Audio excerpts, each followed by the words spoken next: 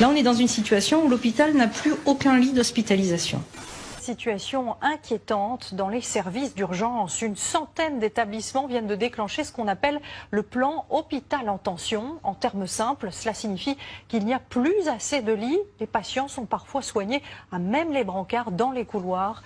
Une situation de crise qui devient permanente. Et vous allez l'entendre, les personnels sont à bout de souffle. Des brancards un peu partout. Aux urgences de l'hôpital de Toulon, c'est une journée comme les autres. Et le personnel est à bout de souffle. Les urgences sont en surchauffe sur l'ensemble du territoire. Avec l'hiver, la grippe. Dans cet hôpital de région parisienne, les malades de la grippe affluent. L'hôpital est surchargé. On est actuellement en état de saturation d'hospitalisation. On n'a plus de place à l'hôpital. On appelle les soins de suite rééducation, les unités gériatriques aiguës. Ils sont pleins. Et on ne sait pas très bien où à mettre ces patients-là. Aux urgences de Lorient aussi, l'hôpital sature. Dans les couloirs ce matin, les patients attendent parfois plus de 20 heures sur des brancards avant d'obtenir un lit.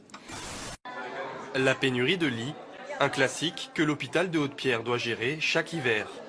Quand il n'y a plus de lits, on fait au mieux, on a recours un petit peu aux cliniques aux alentours, aux hôpitaux. Il y en a certains qu'on peut gérer aussi en ambulatoire. Et sinon, le cas échéant, il y a des gens qui passent la nuit sur des brancards parce qu'on n'a pas le choix.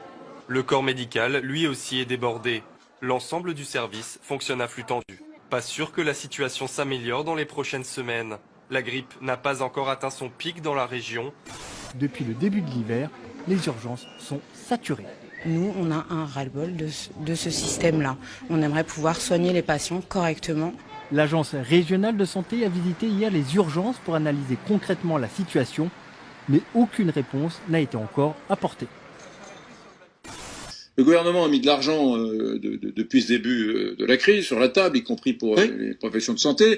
Il y avait 5000 lits de réa, 5000 lits de réa au mois de mars. Il y en avait apparemment 25 000 en Allemagne. Ouais. Voilà, et il y en a toujours 5000. Et là, on nous dit, non mais il y en a 5000, mais attention, il y a tellement eu d'opérations qui ont été déprogrammées, reprogrammées, qu'il y en aura encore moins.